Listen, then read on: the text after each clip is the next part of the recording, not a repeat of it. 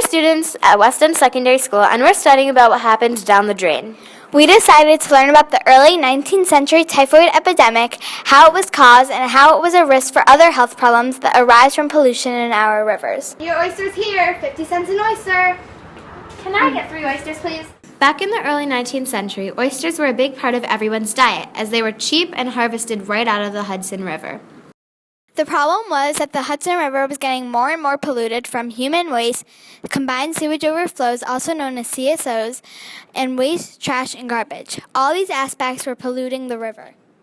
Typhoid is a disease that comes from contact with human waste, and the main typhoid outbreaks that we've seen in New York City happened because of oysters, people eating oysters that were harvested in the city waters. The biggest one was probably 1924, 1925.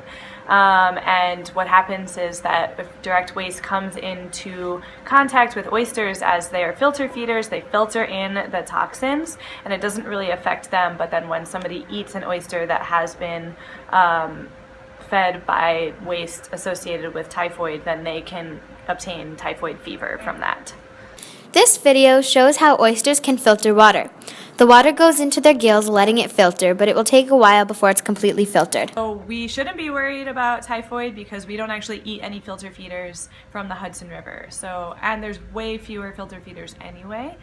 So we don't harvest oysters in the Hudson today the way that we used to.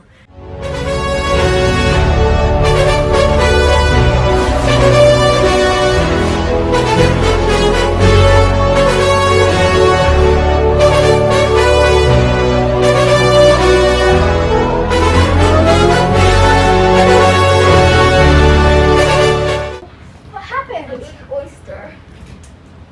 No! It's when the oysters, they're soaked in pollution, and then when people like you will eat them, they'll get something called typhoid fever. No, I feel really sick.